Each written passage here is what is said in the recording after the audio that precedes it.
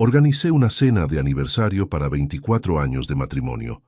Reservé la mejor mesa del restaurante donde habíamos celebrado siempre. Compré un anillo esa misma mañana, y 10 minutos después de sentarnos, mi esposa se puso de pie delante de 8 personas que nos conocían desde hacía más de 15 años y dijo que quería aprovechar que estábamos todos para anunciar que se divorciaba de mí, que ya no soportaba más esta vida, que lo había decidido. El silencio que cayó sobre esa mesa fue el tipo de silencio que no se olvida. No el silencio incómodo de una discusión en voz baja, el silencio completo de 8 personas que dejaron de respirar al mismo tiempo. Yo tenía el anillo en el bolsillo derecho del pantalón. Lo apreté con la mano hasta sentir el metal contra la palma, y me levanté. Si has llegado hasta aquí, no te vayas. La historia que estás a punto de escuchar tiene una vuelta que no vas a ver venir. No te arrepentirás. Mi nombre es Rodrigo Valverde Aguirre. Tengo 54 años. Soy ingeniero civil. Llevo 27 años gestionando obras municipales y he pasado la mayor parte de mi vida adulta aprendiendo a detectar fallos estructurales antes de que un edificio se derrumbe. Grietas pequeñas, inconsistencias mínimas, detalles que la mayoría de la gente mira sin ver. Resulta que ese mismo oficio, esa misma manera de observar el mundo, fue lo único que me salvó. Pero para entender lo que dije cuando me levanté de esa silla, necesitan saber lo que yo ya cargaba desde hacía 47 días. 47 días de levantarme por las mañanas, preparar café, sentarme frente a Sofía en la misma mesa de siempre y no decir nada. 47 días de mirarla hablar, reír, quejarse del tráfico o del frío y sostener por dentro un peso que no le había contado a casi nadie. Sofía Montiel Fuentes, 51 años. La mujer con la que me casé en una tarde de octubre de 1999, en una ceremonia pequeña en Zaragoza, con 40 personas y una tarta de 3 pisos que quedó inclinada porque el pastelero midió mal la base. Todavía nos reíamos de eso años después. O nos reíamos. Ya no sé cuándo dejamos de hacerlo. La conocí cuando los dos éramos distintos. Yo acababa de fundar mi empresa de ingeniería, con un socio que se fue a los 6 meses, y me dejó solo con las deudas y con 3 contratos firmados que no sabía muy bien cómo iba a cumplir.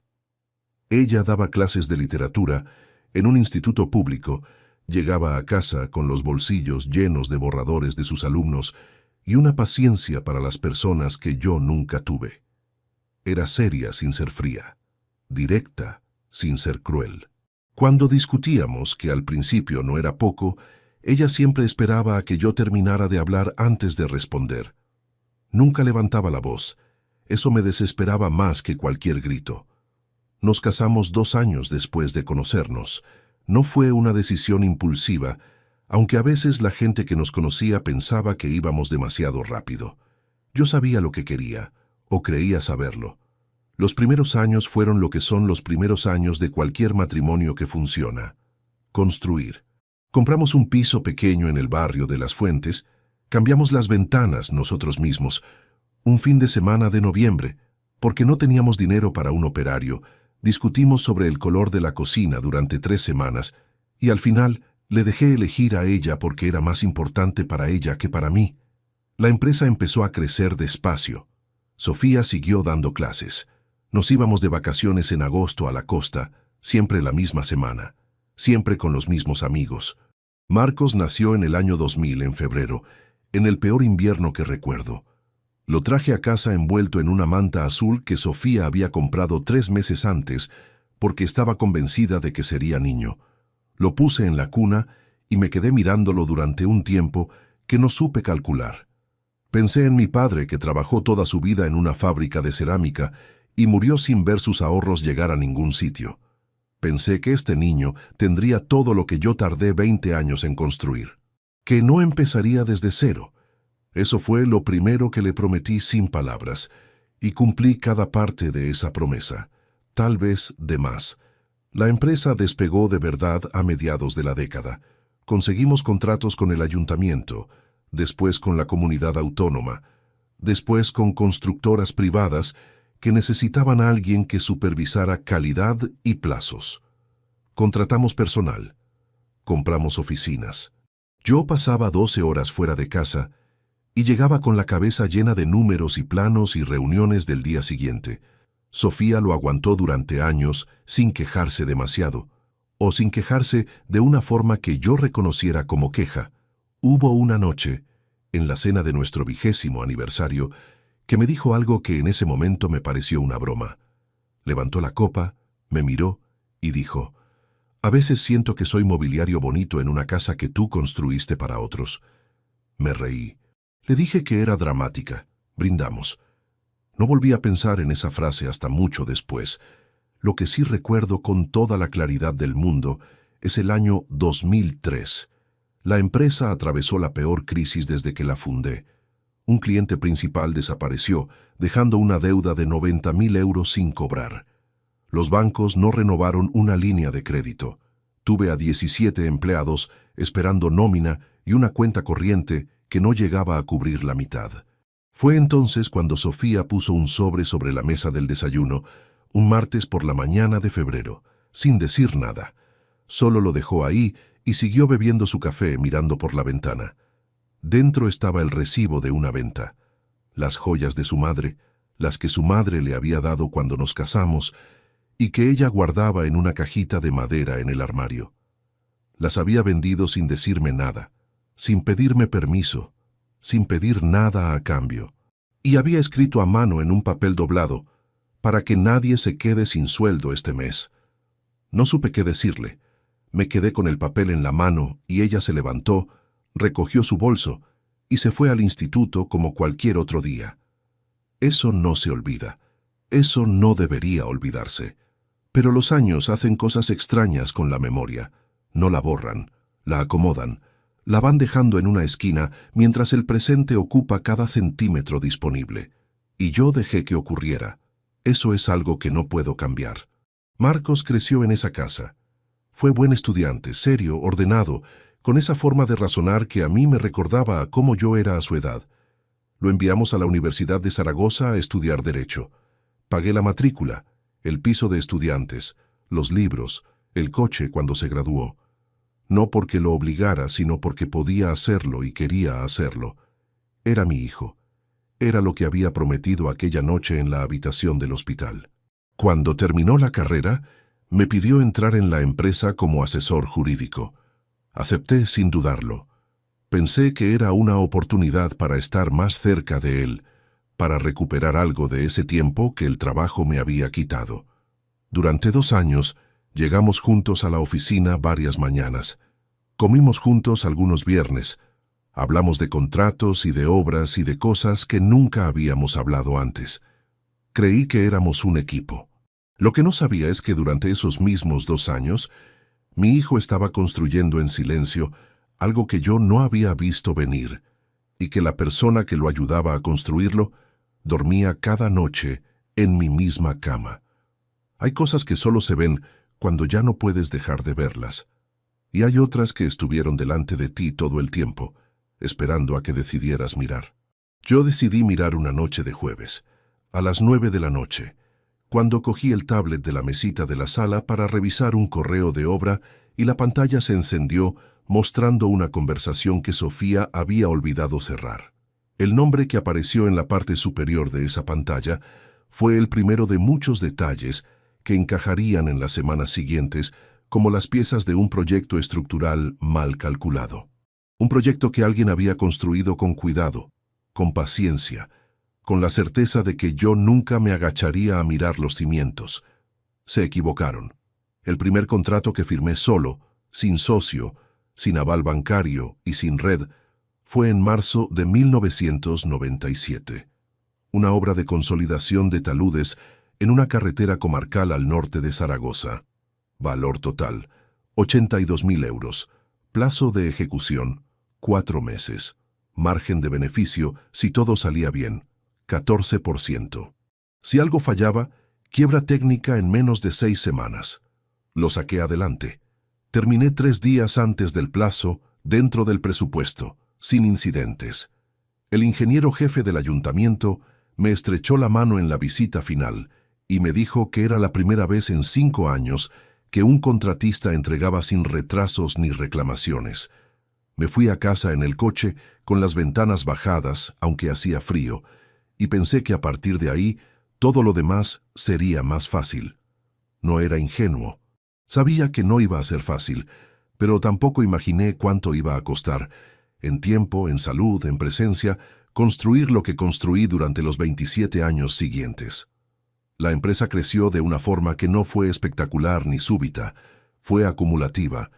Un contrato llevaba a otro, una referencia abría una puerta, 2 empleados se convirtieron en 8, luego en 16.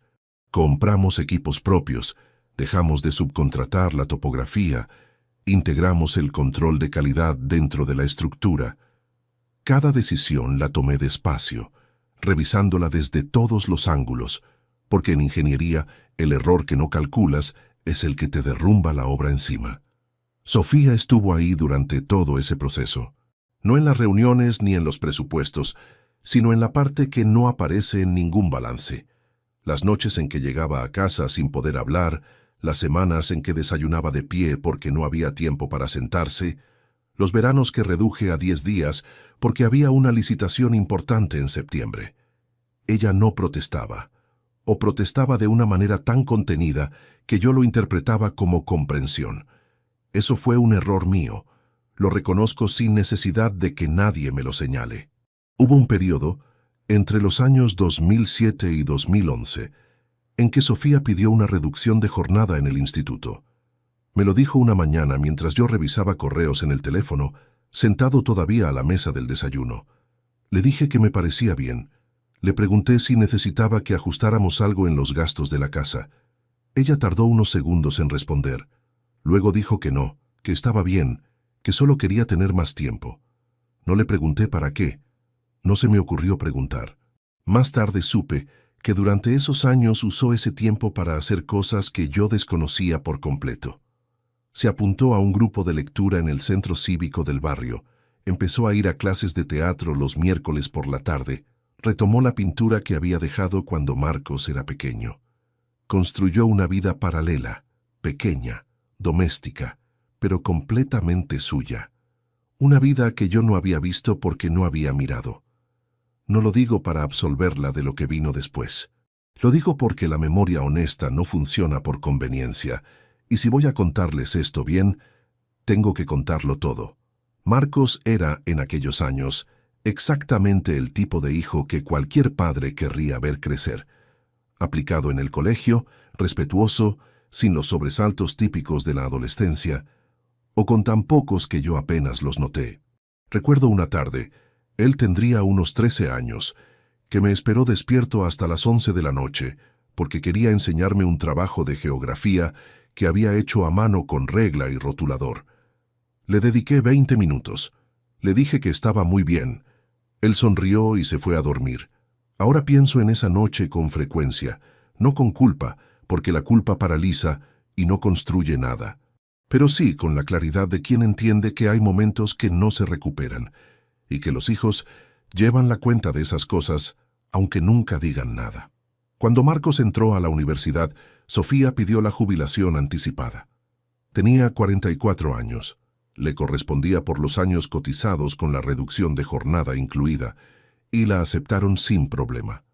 Me lo comunicó como quien comunica un cambio de horario, directamente, sin pedir opinión. Le dije que bien, que se lo merecía, que ahora tendría tiempo para todo lo que había postergado.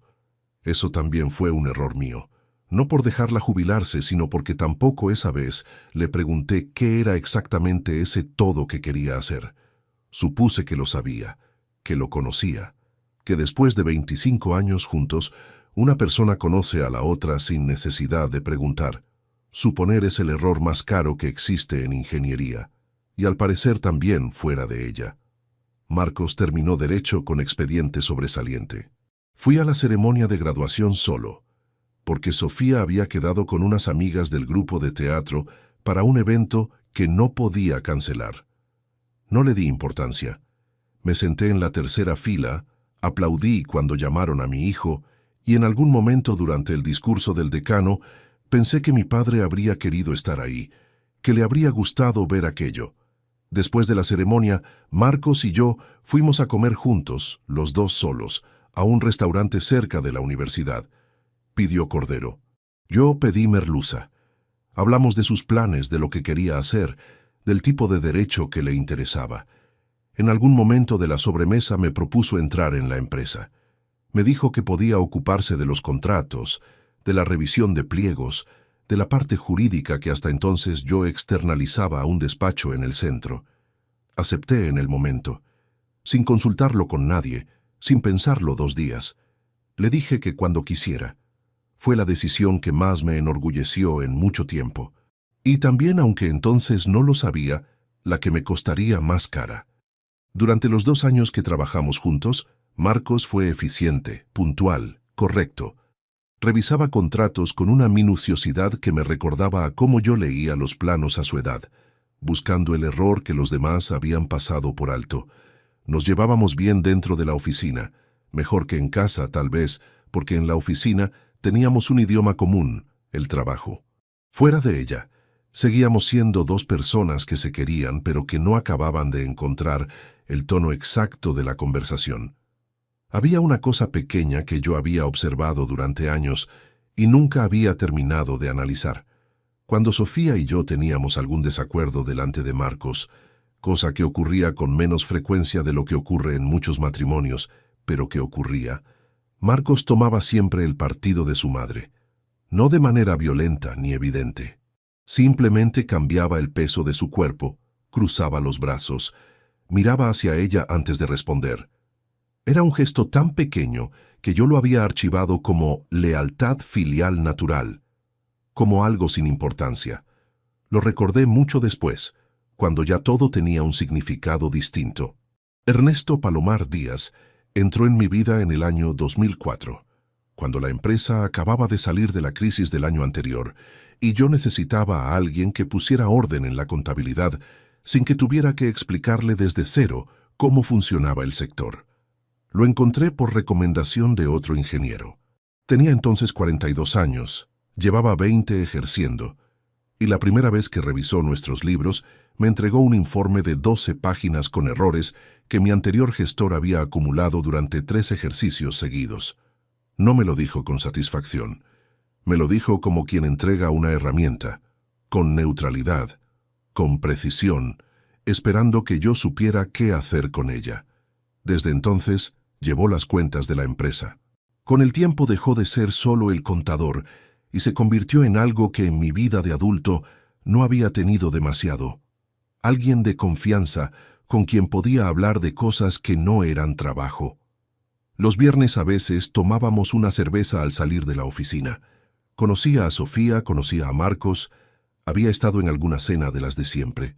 Era la persona que llamé cuando, 47 días antes del aniversario, cerré la carpeta que Marcos había dejado sobre mi mesa y entendí que necesitaba ayuda.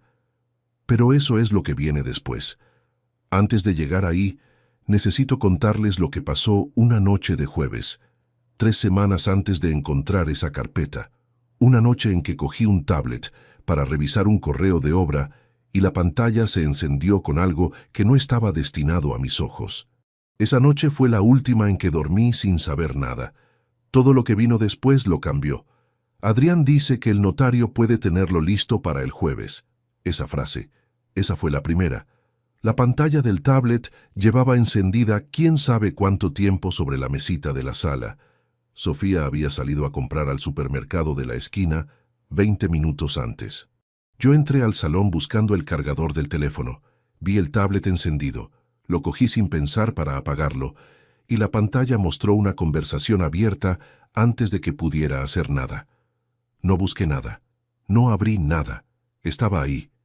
El nombre en la parte superior era Adrián, sin apellido visible, solo el nombre, y debajo esa frase enviada esa misma tarde a las 6:15. Dejé el tablet exactamente donde estaba, en el mismo ángulo, con la misma pantalla. Me fui a la cocina, llené un vaso de agua y lo bebí de pie frente al fregadero mirando la pared de azulejos blancos, sin ver nada.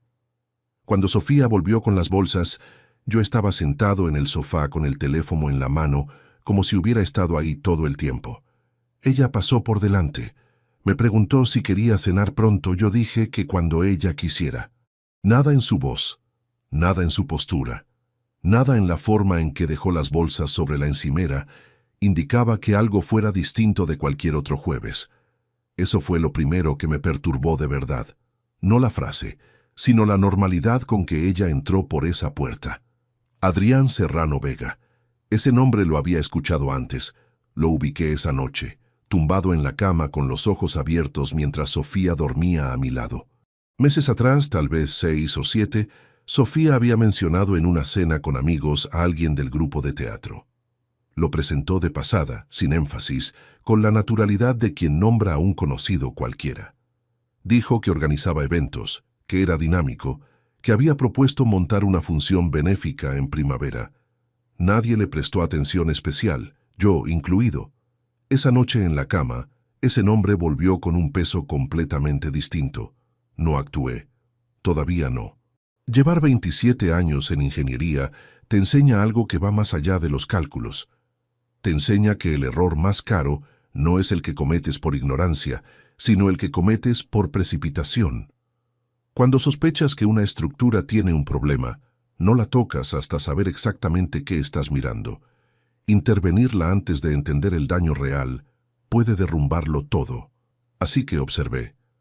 Durante los días siguientes, Sofía se comportó con una regularidad que en otro momento habría sido invisible. Salía a media mañana, decía que iba al mercado o a ver a una amiga, volvía antes de que yo llegara de la oficina. Usaba el teléfono con más frecuencia de lo habitual, pero sin ocultarlo de manera exagerada, solo con esa inclinación natural de la pantalla hacia el cuerpo que uno hace cuando no quiere que nadie lea por encima del hombro. A veces sonreía leyendo algo. No era la sonrisa que yo conocía. Era más pequeña, más privada, como algo guardado para uno mismo. No dije nada. Lo que sí hice fue empezar a llegar a la oficina antes. No todos los días, pero sí 3 veces en esa semana. Un martes, un jueves y el viernes siguiente. No tenía un plan concreto. Solo necesitaba moverme de otra manera, cambiar mis rutinas sin que nadie lo notara, ver si algo cambiaba a mi alrededor cuando yo dejaba de ser predecible. El jueves fue cuando ocurrió. Llegué a la oficina a las 7:30. La recepcionista no había llegado todavía. La sala principal estaba vacía. Colgué la chaqueta, encendí el ordenador, fui a por un café a la pequeña cocina del pasillo. Al volver, al pasar frente a la sala de reuniones, la puerta estaba entornada y escuché la voz de Marcos. Hablaba en voz baja, de esa manera concentrada que tienen las personas cuando quieren que solo llegue el sonido justo, ni más ni menos del necesario. Me detuve en el pasillo sin moverme. Ella necesita esperar un poco más. Si lo hace ahora, él va a notar algo. Dile que tenga paciencia, que falta poco. Una pausa. Ya lo sé. Pero si se precipita, todo el trabajo de estos meses no sirve de nada. Dile que confíe en mí. Otra pausa más larga. Bien, el jueves de la semana que viene. Dile que para entonces ya estará. Escuché que se movía. Retrocedí 3 pasos hacia la cocina. Entré, dejé la taza sobre la encimera y esperé.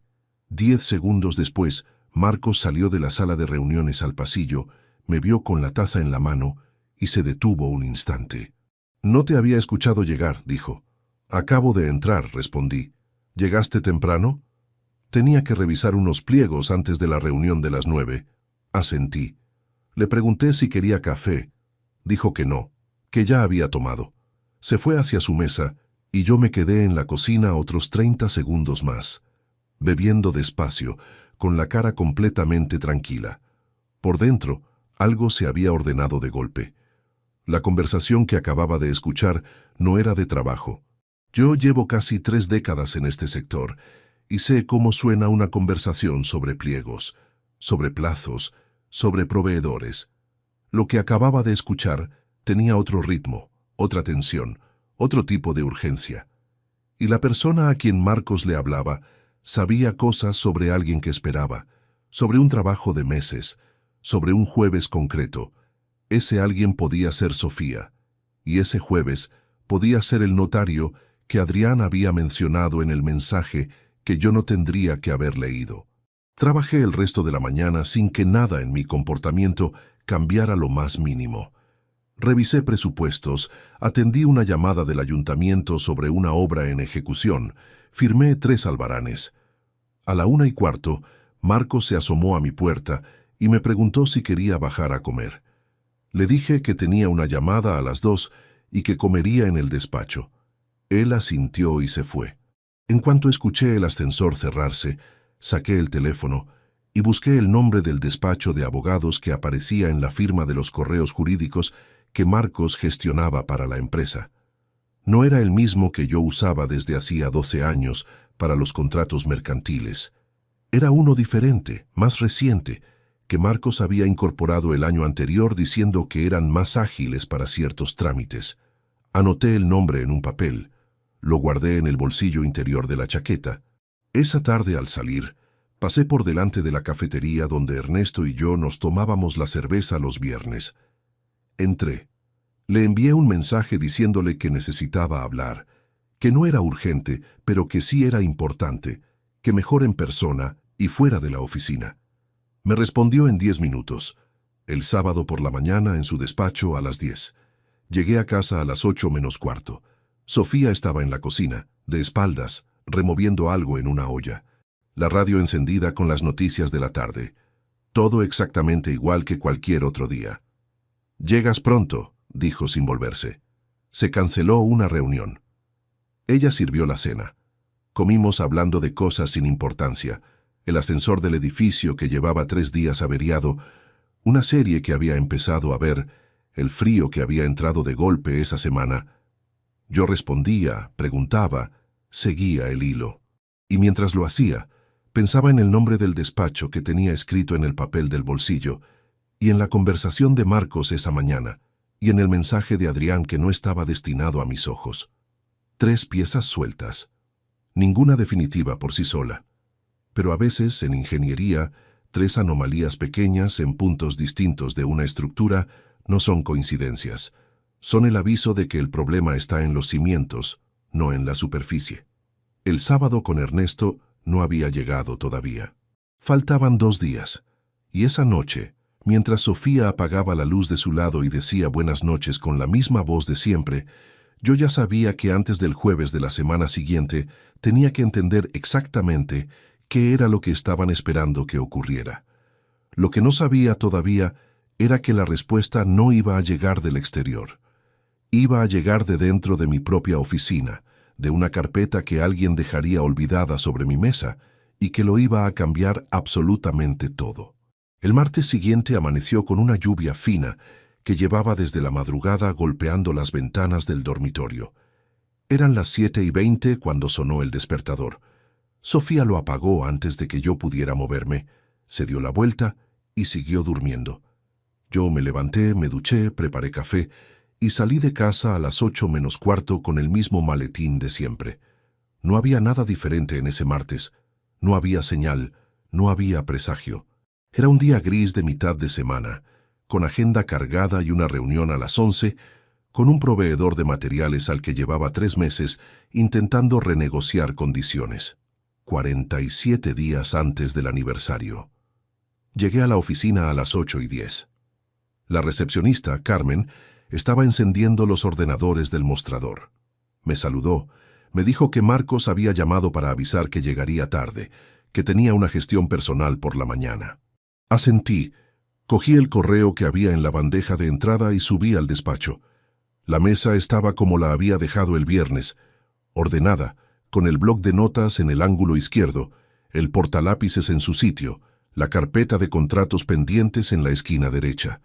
Pero encima de esa carpeta había algo que el viernes no estaba, una carpeta fina, color gris oscuro, con el membrete de un despacho de abogados impreso en la solapa.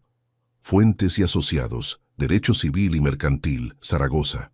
Me quedé de pie frente a la mesa durante 2 o 3 segundos completos. La lluvia seguía golpeando el cristal de la ventana. Abajo en la calle, un camión de reparto maniobró echando marcha atrás, y el pitido de la señal acústica subió amortiguado hasta el despacho. La cogí, la abrí, La primera página era un documento con membrete del mismo despacho, fecha en la esquina superior derecha, 6 semanas atrás. El título estaba centrado en negrita. Propuesta de acuerdo de separación matrimonial con convenio regulador. Debajo, los nombres de las partes.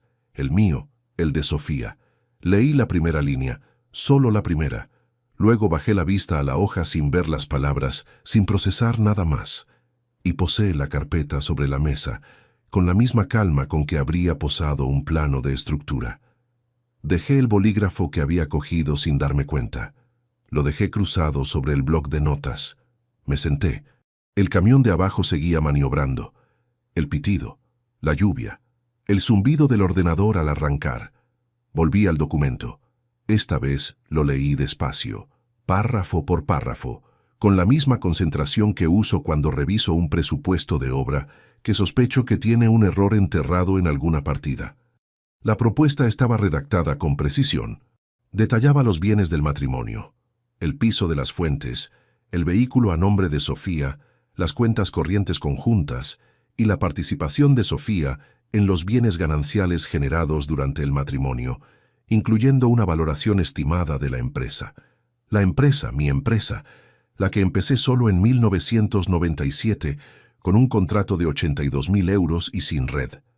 Seguí leyendo. La propuesta de liquidación de gananciales incluía una cifra: 240.000 euros como valor estimado de la participación correspondiente a Sofía. No era un número descabellado desde el punto de vista legal, pero era un número que alguien había calculado, que alguien había escrito en un documento hace 6 semanas y que ese alguien había guardado en una carpeta que ahora estaba sobre mi mesa. En la última página había una nota manuscrita con la letra de Marcos. 3 líneas. Decían: falta revisar el apartado 4.2 antes de la próxima reunión. Confirmar fecha con fuentes. Pendiente de ajustar el valor del activo empresarial con los datos actualizados. La letra de mi hijo. En un documento de divorcio, con instrucciones sobre cómo ajustar la valoración de mi empresa para favorecer a su madre en la partición de bienes. Cerré la carpeta. La devolví al mismo sitio donde estaba, sobre la carpeta de contratos, en el mismo ángulo exacto. Abrí el ordenador. Respondí 2 correos. Firmé la autorización de una compra de materiales que estaba pendiente desde el jueves. A las 9:45 bajé a buscar otro café. Saludé a Carmen, le pregunté si había llegado ya el catálogo del proveedor que tenía que traer antes de la reunión de las 11. Todo con el mismo tono, el mismo ritmo, la misma cara de siempre. Por dentro, algo se había detenido. No era rabia todavía. Era algo más frío y más quieto que la rabia. Era la misma sensación que tengo cuando encuentro en una obra una viga que lleva tiempo soportando una carga que no le corresponde, y entiendo que el edificio no se ha caído de milagro, no por solidez, sino porque nadie había empujado todavía en el ángulo exacto. Marcos llegó a las 10:15. Entró al despacho con el abrigo todavía puesto, dejó su maletín en la mesa y encendió el ordenador. Pasó por delante de mi puerta, asomó la cabeza y dijo: «Buenos días». «Llegaste temprano». «A las 8:10», respondí. «Hay que revisar los pliegos de la licitación de Utebo antes del jueves. ¿Puedes tenerlo para mañana?» Dijo que sí. Desapareció hacia su mesa. Esperé a escuchar el sonido de su teclado antes de mirar hacia la mesa. La carpeta de fuentes y asociados seguía donde yo la había dejado. Marcos no había entrado al despacho. No había cogido nada. No sabía que yo la había abierto. Esa fue la primera vez que estuve a punto de que todo se derrumbara antes de tiempo. A las 12:30, después de la reunión con el proveedor, Marcos vino a mi despacho con un papel en la mano para que lo firmara. Mientras lo ponía sobre la mesa, sus ojos pasaron por encima de ella con esa revisión rápida e inconsciente que hacemos todos cuando entramos a un espacio. Se detuvieron una fracción de segundo en la carpeta gris. Solo una fracción. «¿Necesitas algo más del proveedor?», le pregunté en ese instante, redirigiendo su atención. Levantó la vista. «No, con esto es suficiente». «Bien». Firmé el papel y se lo devolví. Se fue. Respiré. Esa tarde, En cuanto Marcos salió a las 6:45, cogí la carpeta, la abrí por segunda vez y fotografié cada página con el teléfono. 15 fotografías. Claras, bien encuadradas, legibles. Las guardé en una carpeta del teléfono con un nombre de archivo de obra que no llamara la atención si alguien lo veía por encima. Proyecto Utebo Revisión Estructural. Luego volví a dejar la carpeta exactamente donde Marcos la había puesto. Al día siguiente, cuando llegué, había desaparecido. Marcos nunca mencionó que la había olvidado. Yo nunca mencioné que la había visto. El sábado por la mañana estaba en el despacho de Ernesto a las 10 en punto. Le puse el teléfono sobre la mesa, con las fotografías abiertas en la primera página. Él se puso las gafas y leyó en silencio durante varios minutos. Cuando terminó, se quitó las gafas, las dejó sobre la mesa y me miró. «¿Cuánto tiempo llevas sabiendo esto?», preguntó. «4 días». Ernesto asintió despacio. «¿Sofía sabe que lo viste?». «No». «¿Marcos?». «Tampoco». Hubo un silencio largo. La calefacción del despacho hacía un ruido suave y constante. Fuera, en la calle, pasó un coche con la música alta que se fue apagando mientras se alejaba. «Necesito que revises los movimientos de las cuentas conjuntas», dije. «Desde hace 1 año y medio. Todo». Ernesto me miró durante un segundo más. Luego cogió las gafas, las volvió a poner y abrió el ordenador. «Dame hasta el miércoles», dijo. No fue hasta el miércoles, fue hasta el lunes siguiente. Y lo que Ernesto encontró en esos movimientos era bastante peor de lo que yo había imaginado sentado frente a ese documento el martes de la lluvia. Bastante peor. El lunes por la mañana, Ernesto me llamó a las 8:42. No al móvil de empresa, al personal, el número que usábamos cuando la conversación no era de trabajo. «Necesito que vengas», dijo. «Trae el documento de autorización bancaria que firmaste en 2019». Eso era todo. Colgó. Llegué a su despacho a las 10:45. Ernesto tenía la mesa cubierta de estados de cuenta impresos, ordenados por fechas, con anotaciones en lápiz en los márgenes. Llevaba gafas de cerca que solo usaba cuando llevaba horas con documentos. La taza de café estaba fría a su lado. No había tocado el bollo que tenía en el plato. «Siéntate», dijo sin levantar la vista. Me senté. Esperé. Ernesto cogió la primera hoja del montón y la puso frente a mí. Era un estado de cuenta de la cuenta corriente conjunta. Señaló con el lápiz una columna de transferencias salientes. «Esto empieza en octubre de hace 14 meses», dijo. «Transferencias de entre 2.500 y 3.900 euros, siempre por debajo del umbral de notificación automática del banco. Nunca el mismo importe 2 veces seguidas, siempre a la misma cuenta de destino». ¿A nombre de quién? De Sofía. Una cuenta individual que abrió en una sucursal de Huesca. No en Zaragoza, en Huesca. Cogí la hoja. Conté las transferencias con la vista. 17 en total durante los primeros 8 meses. Espaciadas, irregulares, diseñadas para no formar un patrón visible a primera lectura. Suma total en esas 17 transferencias, dijo Ernesto. 53.200 euros. ¿Has dicho que hay más? Sí. Pasó 2 hojas y señaló otra columna. Hace 6 meses, el ritmo cambia. Las transferencias se vuelven más frecuentes y algo mayores, sin salirse del umbral. En los últimos 6 meses, salieron otros 33.800 euros. En total, desde octubre de hace 14 meses hasta hace 3 semanas, 87.000 euros exactos. 87.000 euros. De la cuenta conjunta que habíamos construido juntos durante 24 años. Ernesto dejó el lápiz sobre la mesa. «Rodrigo, esto no es un impulso. Alguien diseñó la cadencia de estas transferencias para que no activaran ninguna alerta. Esto requiere conocimiento bancario o asesoramiento de alguien que lo tenga». No dije nada durante varios segundos. Luego saqué el teléfono, abrí la carpeta de fotografías y puse el documento de fuentes y asociados en la pantalla. El despacho que lleva el divorcio, derecho civil y mercantil, es posible que también tengan área financiera. Ernesto lo miró. «¿Cuándo encontraste esto?» «Hace 10 días. Me observó por encima de las gafas. No me preguntó por qué había esperado. Él me conocía lo suficiente para saber que si había esperado era porque tenía razón para hacerlo. «Hay algo más», dijo. Cogió una hoja del fondo del montón y la puso sobre las demás. Era un extracto de un registro mercantil. Busqué el nombre de Adrián Serrano Vega en los registros públicos de actividad empresarial de Aragón. La hoja mostraba la constitución de una sociedad limitada. Nombre: Vega Montiel Eventos y Producciones, S.L. Fecha de constitución: 11 meses atrás.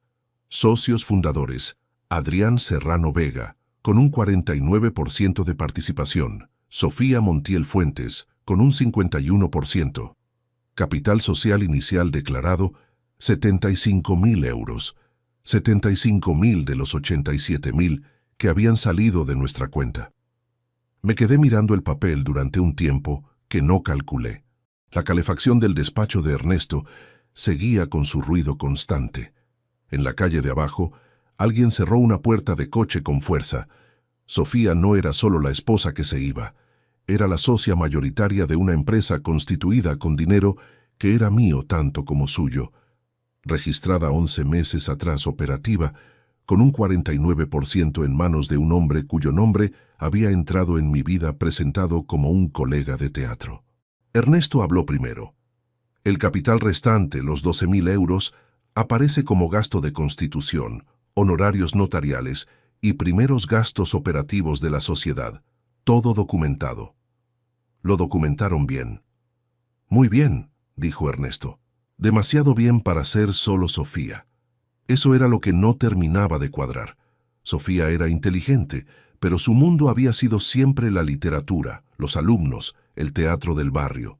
El diseño de estas transferencias, la elección de la sucursal en Huesca, la estructura societaria con ella como socia mayoritaria para tener control legal desde el primer momento, eso tenía la firma de alguien que sabía exactamente lo que hacía desde el punto de vista jurídico y financiero.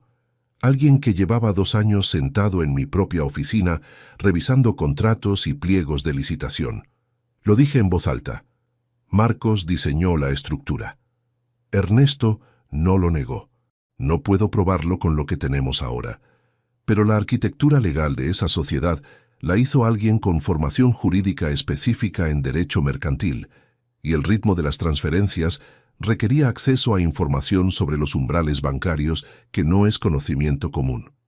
Esa tarde volví a la oficina. Marcos estaba en su mesa, con auriculares puestos, revisando algo en el ordenador. Me vio entrar, levantó la mano en saludo, siguió trabajando.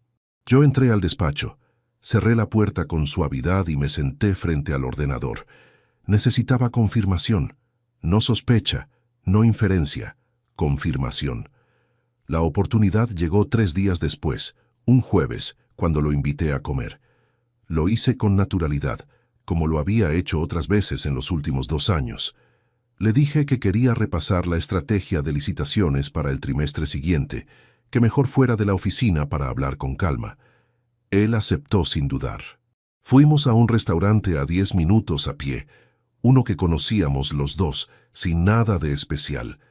Durante la primera parte de la comida hablamos de trabajo, licitaciones, plazos, un contrato que había que renovar en febrero.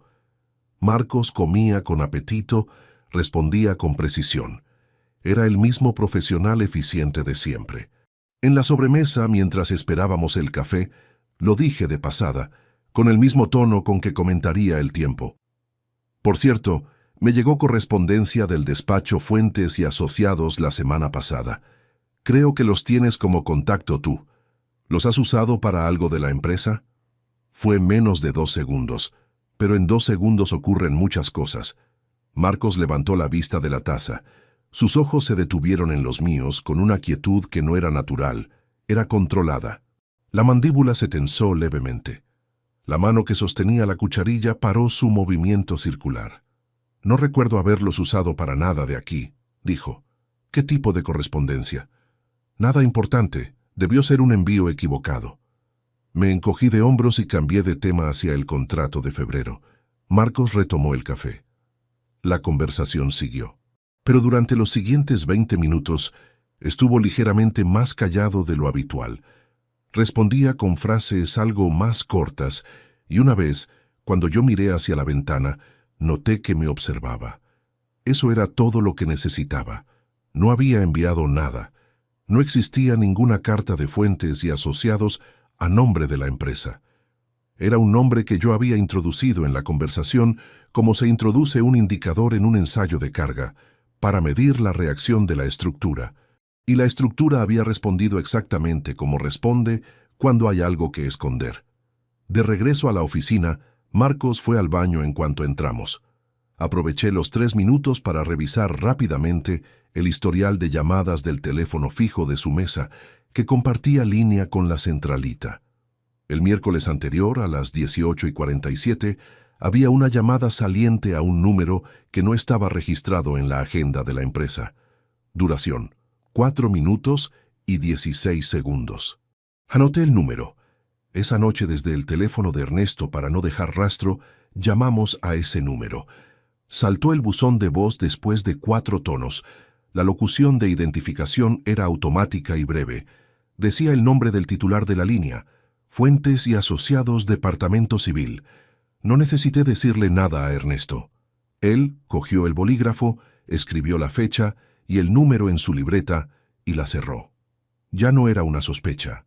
Era una línea directa entre mi hijo y el despacho que llevaba el divorcio de mi esposa, activada el mismo día en que yo le mencioné casualmente ese nombre durante la comida. Lo que aún no sabía era para qué necesitaba Sofía formalizar el divorcio antes de una fecha concreta. ¿Y por qué esa prisa, ese calendario tan ajustado, esa presión que Marcos había transmitido en la llamada que escuché semanas atrás? Eso lo entendí 4 días después, cuando Ernesto hizo una consulta con un abogado de familia de su confianza, sin dar nombres, sobre las implicaciones legales de la duración del matrimonio en la liquidación de gananciales bajo el régimen vigente en Aragón. La respuesta del abogado fue concisa y lo aclaró todo. Había una fecha límite y se acercaba. El abogado de confianza de Ernesto se llamaba Tomás Riesco Navarro. 53 años, 28 de ejercicio en Derecho de Familia. Un hombre que hablaba despacio y pesaba cada palabra antes de soltarla. Ernesto me lo describió así antes de que nos reuniéramos los 3 en el despacho de Ernesto un miércoles por la tarde, sin papeles con nombres, sin documentos identificables sobre la mesa. Tomás escuchó el caso en términos abstractos: matrimonio de 24 años bajo régimen de gananciales en Aragón. Empresa fundada antes del matrimonio, pero desarrollada y capitalizada durante él. Posible solicitud de divorcio inminente. ¿Qué implicaciones tiene la duración del matrimonio en la liquidación? Tomás se recostó en la silla y cruzó los brazos. En Aragón, el consorcio conyugal tiene particularidades que no existen en el régimen común, dijo. Si el matrimonio supera los 25 años y hay bienes empresariales que el cónyuge no titular puede demostrar haber contribuido a sostener, aunque sea indirectamente, la base de cálculo para la compensación puede ampliarse de manera significativa. No es automático, pero abre una vía legal que por debajo de esa marca temporal es mucho más difícil de argumentar. ¿Cuánto más significativa?, preguntó Ernesto. Depende del caso. Pero en términos prácticos, si la empresa está valorada en, digamos, $500,000, la diferencia entre divorciarse antes o después de esa marca puede ser de entre 40 y 80,000 euros adicionales en la compensación solicitada. A veces más. Me quedé mirando la estantería de libros jurídicos detrás de Tomás sin ver ninguno. 24 años de matrimonio. El aniversario número 25 llegaría en octubre. Estábamos en primavera. Faltaban menos de 5 meses. Sofía no tenía prisa por divorciarse. Tenía prisa por divorciarse antes de octubre. Cada pieza encajaba con una precisión que me habría admirado en cualquier otro contexto. El calendario de las transferencias, empezado 14 meses atrás para tener capital suficiente antes de iniciar el proceso. La sociedad constituida 11 meses atrás, con Sofía como socia mayoritaria, para tener un activo propio antes de la separación. El despacho de abogados especializado, con Marcos como puente interior. Todo coordinado hacia una fecha que yo no había visto, porque no había tenido ningún motivo para mirar el calendario con esos ojos, hasta ahora. Esa noche llegué a casa a las 8:15. Sofía estaba en el salón leyendo. Levantó la vista cuando entré. Me preguntó si había comido. Le dije que había tomado algo en la oficina. Me senté en el sillón frente a ella con el periódico que no iba a leer, y estuve ahí 40 minutos mientras ella pasaba páginas y la lámpara de pie zumbaba con ese ruido suave que llevaba meses esperando que yo reparara, y yo no había reparado. La observé sin que pareciera que la observaba. La forma en que sostenía el libro, la manera en que fruncía levemente el ceño en los pasajes que le exigían concentración, las pequeñas arrugas en las comisuras de los ojos que no estaban cuando nos casamos. 24 años son muchas mañanas de café, muchos inviernos, muchas veces que alguien está ahí cuando llegas y eso deja de sorprenderte porque ya es parte del paisaje, como el mueble del recibidor o el cuadro del pasillo. Eso fue lo que pensé esa noche, y fue la primera vez que lo que sentí no fue rabia fría, sino algo más pesado y más difuso que la rabia.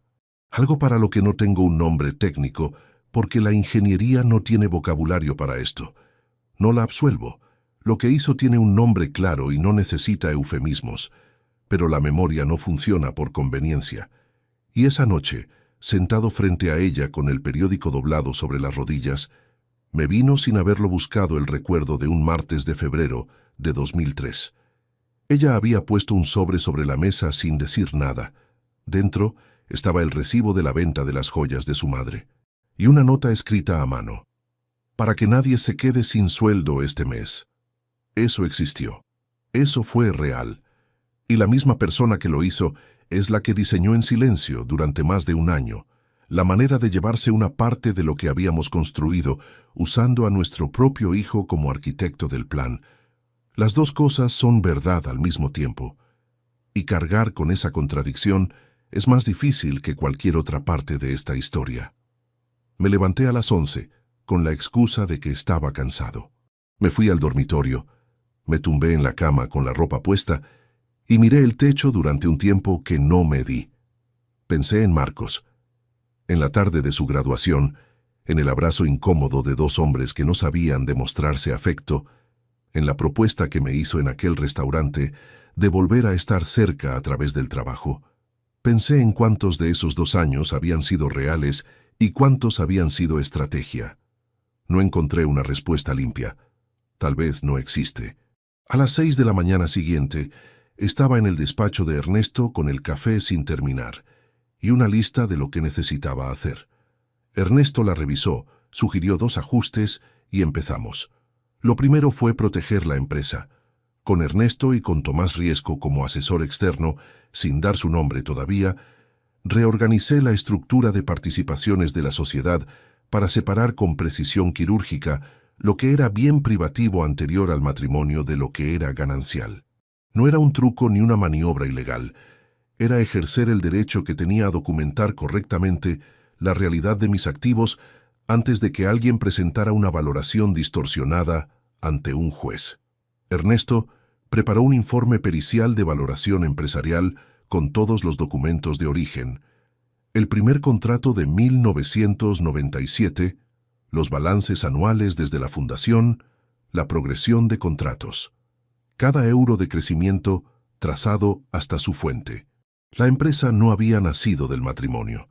Había nacido de 27 años de trabajo que empezaron 2 años antes de que Sofía entrara en mi vida. Eso también era la verdad. Y la verdad bien documentada vale más en un juzgado que cualquier estimación encargada por un despacho contratado para maximizar la compensación del otro lado. Lo segundo fue documentar las transferencias. Ernesto preparó un informe detallado con fechas, importes y cuentas de destino, con una nota técnica sobre el patrón de las cantidades, que un perito financiero podría presentar como evidencia de planificación deliberada.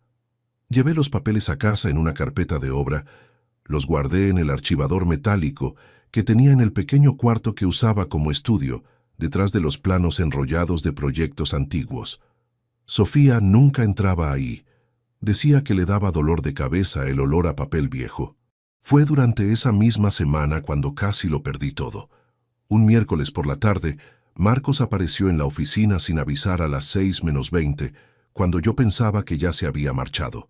Yo estaba en mi despacho con la puerta entornada y Ernesto al otro lado de la mesa. Los dos revisando el informe de valoración con los folios extendidos entre los dos. Escuché pasos en el pasillo. Reconocí el sonido y tuve exactamente 3 segundos. Cubrí los folios con la carpeta de la licitación de Utebo, que estaba encima de la mesa por casualidad o por fortuna, y la puse sobre el informe de Ernesto en el mismo movimiento con que habría recogido cualquier papel de trabajo. Ernesto me vio hacerlo, y sin que yo dijera nada apartó su silla hacia un lado y cogió el teléfono como si estuviera revisando algo en la pantalla. Marcos abrió la puerta. Creía que ya no había nadie, dijo. Sus ojos recorrieron la mesa, a mí, a Ernesto. Ernesto vino a revisar los números del seguro de la flota, dije. Hay que renovar en junio y quería adelantar. Marcos miró a Ernesto. Ernesto levantó el teléfono ligeramente. El de los 3 vehículos. La prima subió bastante este año. Ah, Marcos asintió. Luego me miró a mí. Olvidé el cargador en el cajón. Entró, fue a su mesa, abrió el cajón, cogió el cargador. Tardó 45 segundos en total. Antes de salir, se detuvo en el umbral de la puerta y dijo, «Hasta mañana». «Hasta mañana», respondí. Esperé a escuchar el ascensor. Cuando el sonido del mecanismo se apagó, Ernesto soltó el aire despacio y dejó el teléfono sobre la mesa. Ninguno de los dos dijo nada durante un momento. Luego Ernesto cogió el folio de encima de la pila y siguió leyendo desde donde lo habíamos dejado. Eso fue lo más cerca que estuvimos de que todo terminara antes de tiempo. Para finales de esa semana, el dossier estaba completo. Fotografías del contrato de Fuentes y Asociados. Informe pericial de la empresa. Documentación de las 87.000 euros en transferencias. Extracto de registro mercantil de Vega Montiel Eventos y Producciones. Número de teléfono de Fuentes y Asociados en el historial de llamadas de Marcos. Todo organizado, numerado, con copias en el despacho de Ernesto y copias en mi archivador detrás de los planos viejos. Solo faltaba decidir cuándo y dónde. Y fue entonces cuando Sofía me llamó una mañana al móvil para preguntarme si ya había pensado en el restaurante para el aniversario. Que quería que fuera especial. Que hacía tiempo que no reuníamos a todos. Que le apetecía que estuvieran los amigos de siempre. Colgué el teléfono y me quedé mirándolo durante varios segundos. Ella acababa de elegir el momento sin saberlo. «Reserva tú el restaurante», le dije a Sofía esa misma tarde. «El de siempre, para 10 personas». Ella respondió con una calidez que llevaba meses sin escuchar en su voz. «Perfecto, ya lo llamo yo mañana». Colgué y anoté la fecha en el bloc de notas de la mesa. La misma fecha que el aniversario. La misma fecha que ella había elegido creyendo que controlaba el tablero completo. Había un detalle que Sofía no conocía. El restaurante de siempre era el restaurante de siempre también para Ernesto. Había estado en al menos 6 cenas de aniversario a lo largo de los años, siempre como parte del grupo, siempre como el amigo contador que llegaba solo porque era viudo desde 2016 y nadie encontraba raro que estuviera ahí. No necesitaba inventar una excusa para incluirlo, solo tenía que llamarlo y decirle que lo esperaba el sábado a las 9. Lo llamé esa misma noche.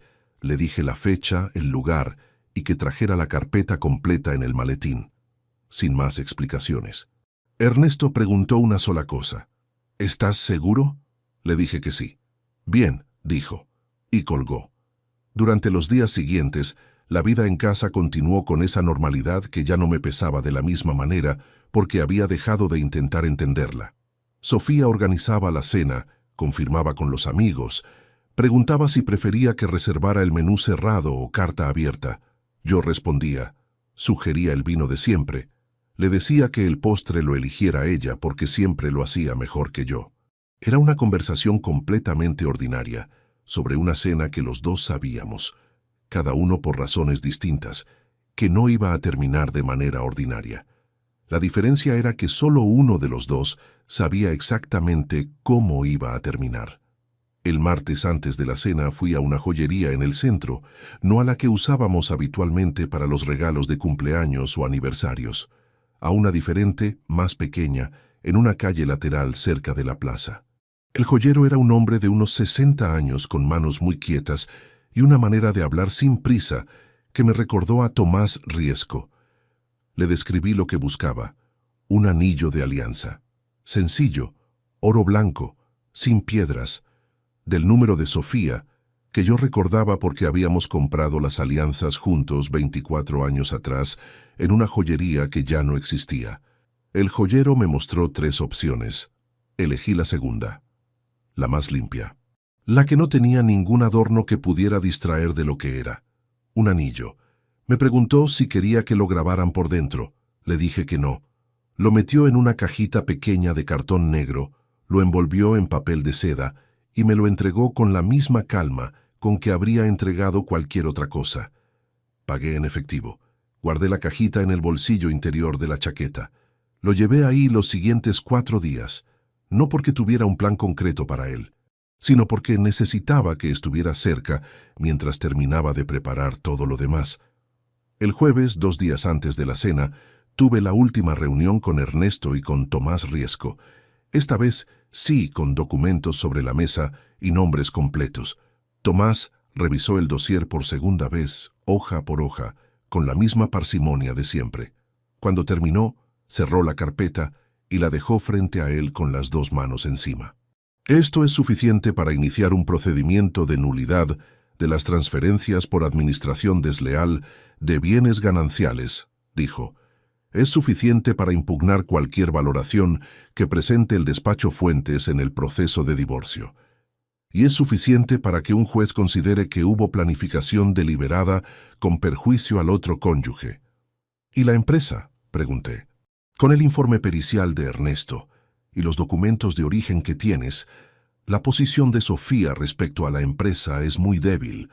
Puede reclamar la parte ganancial del crecimiento durante el matrimonio, que existe y es real, pero el argumento de que contribuyó de manera activa y sostenida al desarrollo del negocio no se sostiene con lo que hay en el expediente. Ella dejó de trabajar hace 10 años. Ernesto asintió sin decir nada. Tomás me miró directamente. ¿Quieres que esté presente el sábado? No, dije. No es un procedimiento legal todavía, es una cena. Tomás esperó. Si el sábado ocurre lo que creo que va a ocurrir, continué, habrá 8 personas presentes que habrán escuchado lo mismo que yo. Eso tiene un valor que ningún documento puede reemplazar. Tomás asintió despacio. Entonces el lunes me llamas. Salí del despacho de Ernesto a las 7 de la tarde con el dossier en el maletín y la cajita en el bolsillo. El aire de la calle estaba fresco. Había un bar en la esquina con la persiana a medio bajar y el sonido de un partido de fútbol filtrándose hacia afuera. Me detuve un momento en la acera sin saber exactamente por qué. Llevaba 43 días cargando con esto. 43 días de conversaciones normales en la misma mesa, de buenas noches en la misma cama, de responder correos en la misma oficina donde mi hijo trabajaba, sabiendo lo que sabía y sin decir nada. 43 días de sostener el peso de esto sin que se notara en la voz, en los gestos, en la forma de entrar a una habitación. Los ingenieros aprenden a calcular cargas. ¿Cuánto puede aguantar una estructura antes de que la deformación sea visible? Yo había calculado mal la mía propia, o tal vez la había calculado exactamente bien, porque había aguantado hasta tener todo lo que necesitaba.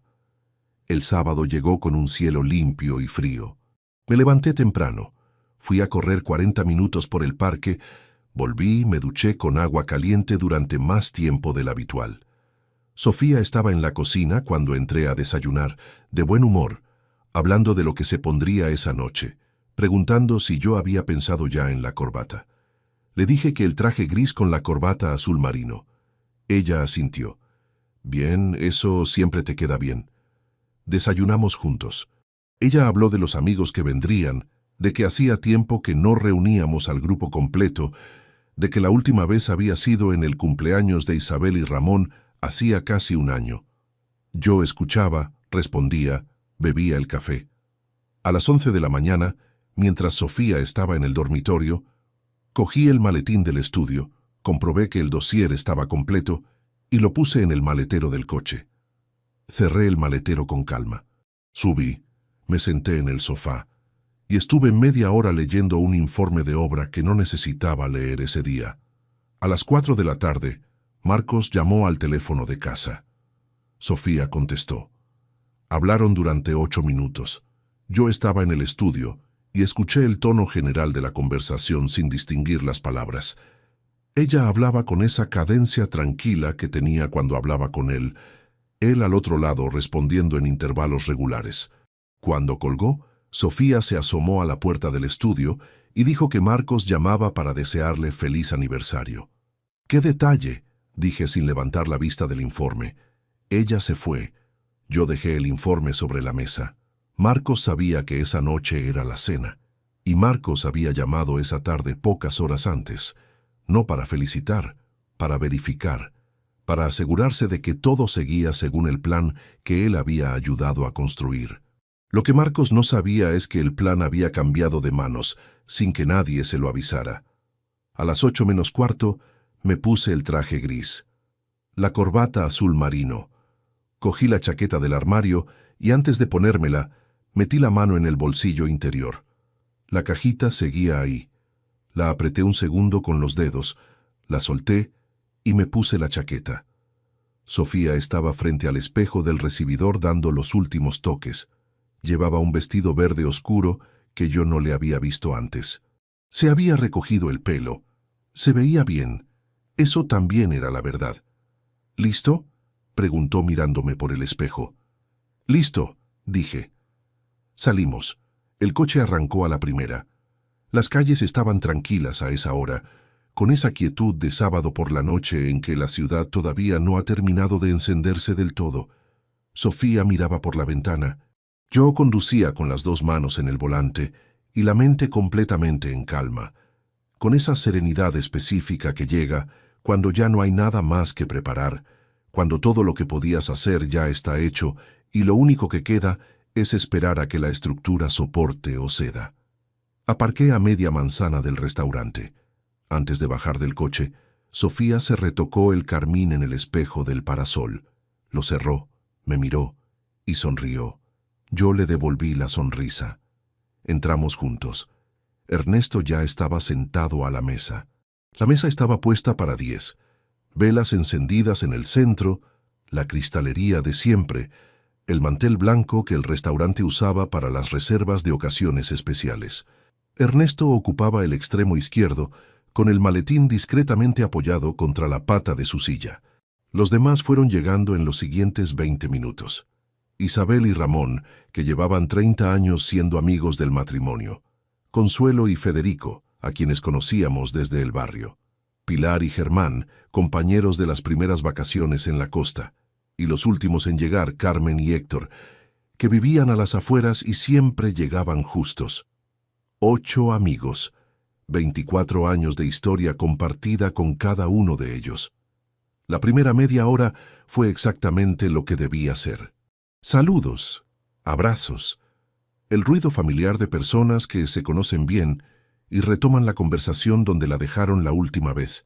Sofía estaba luminosa, atenta, moviéndose por la mesa con esa facilidad social que siempre tuvo y que yo nunca desarrollé del mismo modo. Pedimos las bebidas, llegaron los entrantes, alguien hizo un comentario sobre el frío de esa semana y hubo una ronda de opiniones encontradas sobre si el invierno llegaba cada año más tarde o más pronto. Yo participé en todo. Respondí y reí cuando correspondía. Pregunté a Federico por la obra que estaba reformando en su casa. Tenía el maletín de Ernesto en el campo visual periférico todo el tiempo sin mirarlo nunca directamente. Sofía esperó a que los platos principales estuvieran servidos. Esperó a que hubiera vino en todas las copas. Esperó con una paciencia que ahora entendía de dónde venía, a que el momento fuera el adecuado. Entonces se puso de pie. El ruido de la mesa fue bajando solo, como baja el volumen de una sala cuando alguien se levanta con intención de hablar. Sofía cogió su copa, miró alrededor y sonrió con esa sonrisa que yo había visto miles de veces y que esa noche tenía algo distinto que solo yo podía identificar. Era la sonrisa de alguien que lleva mucho tiempo esperando este momento. «Quiero aprovechar que estamos todos», dijo, con una voz clara y tranquila, «para hacer un anuncio». Isabel sonrió pensando que sería un brindis.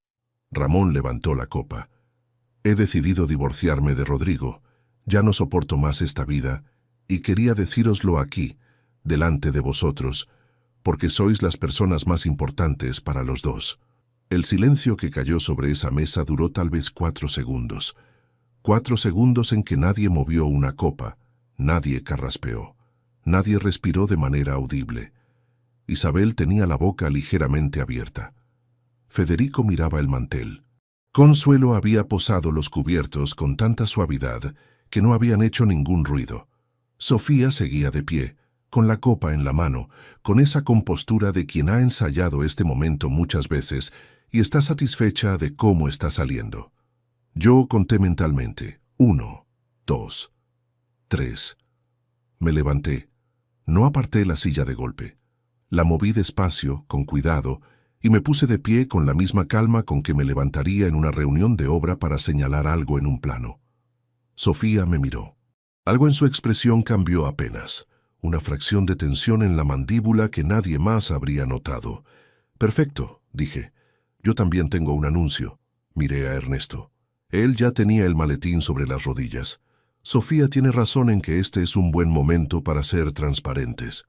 Continué, con una voz que sonó a mis propios oídos más tranquila de lo que esperaba. «Así que voy a hacerlo».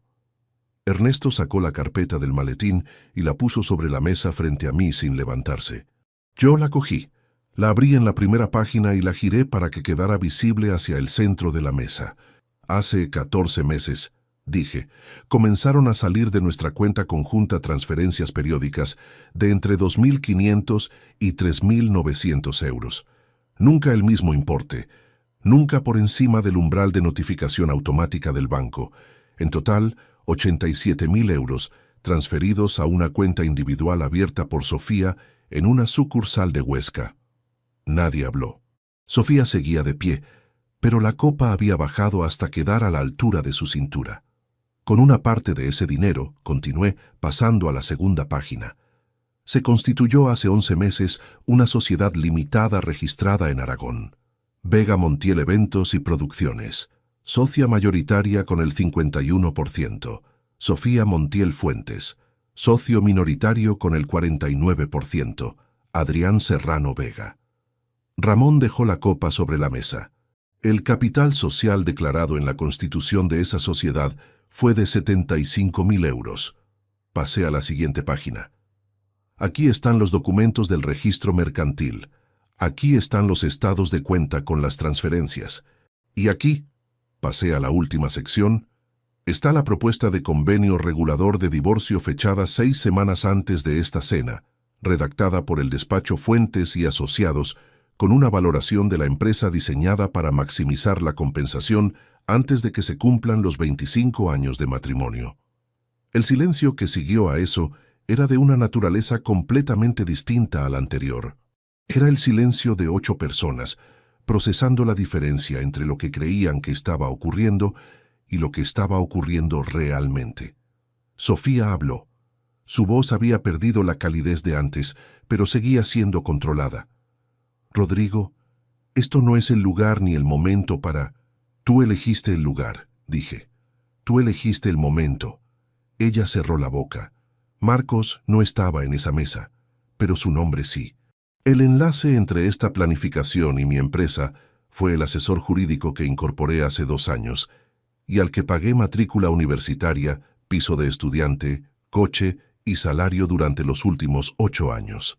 Puse el último folio sobre la mesa, el historial de llamadas con el número de Fuentes y Asociados, con fecha y duración. Mi hijo Marcos Valverde fue quien recomendó el despacho a su madre, quien estructuró la cadencia de las transferencias para evitar alertas bancarias y quien dejó por error sobre mi mesa el borrador del convenio regulador hace 47 días. Isabel se llevó la mano a la boca. Sofía dejó la copa sobre la mesa, despacio, con mucho cuidado, y entonces dijo algo que no esperaba. Tienes razón en los hechos, pero no tienes ninguna idea de por qué llegué hasta aquí. La miré. Llevas 20 años construyendo cosas para otros y llegando a casa cuando ya no quedaba nada que construir aquí. No te pido que lo entiendas ahora. Solo te digo que lo que hice fue un error. La manera fue un error. Una pausa. Pero no me arrepiento de querer salir. Había algo en esas palabras que podría haberme desequilibrado si las hubiera escuchado 6 semanas antes del dossier, antes de Ernesto, antes de Tomás Riesco. Esa noche las escuché con la claridad de quien ya procesó todo lo que tenía que procesar en soledad, a las 6 de la mañana en un despacho con el café frío. El divorcio está bien, dije. El divorcio es tu derecho. Lo que no está bien son los 87.000 euros, ni la sociedad constituida con ese dinero, ni usar a nuestro hijo como arquitecto legal del proceso mientras trabajaba en mi empresa. Sofía no respondió. Consuelo miraba el mantel. Federico tenía los brazos cruzados. Ernesto estaba quieto en su silla con las manos juntas sobre la mesa, sin intervenir, sin necesitar intervenir. Me senté. Cogí la carpeta, la cerré y la dejé a mi derecha. Que aproveche, dije, y cogí el tenedor. La cena terminó en menos de 20 minutos. Los amigos fueron despidiéndose con abrazos incómodos y palabras cortas. Isabel me apretó el brazo antes de irse y no dijo nada, que fue lo más acertado que podía hacer. Sofía se marchó con Consuelo, que se ofreció a acompañarla. No hubo escena, no hubo gritos, solo personas que recogían sus cosas y salían hacia la noche fría. Ernesto fue el último en levantarse. Me miró, asintió una vez, cogió el maletín y se fue. Me quedé solo en la mesa. El lunes siguiente, a las 9 de la mañana, Tomás Riesco presentó la denuncia por administración desleal de bienes gananciales. El mismo lunes, a las 10, Carmen recibió en recepción una carta certificada dirigida a Marcos Valverde Montiel, notificando la rescisión de su contrato de asesor jurídico con efecto inmediato, la cancelación del acceso a los sistemas de la empresa, la anulación de la tarjeta corporativa y el plazo de 30 días para la devolución del vehículo asignado. Sin insultos, sin explicaciones adicionales. 30 días. Firmado por mí. 3 días después del jueves del aniversario, Marcos llamó al móvil personal. Dejé que sonara hasta el final. Luego lo llamé yo, desde el coche aparcado frente a la oficina, con el motor apagado. Contestó al segundo tono. Habló durante 4 minutos.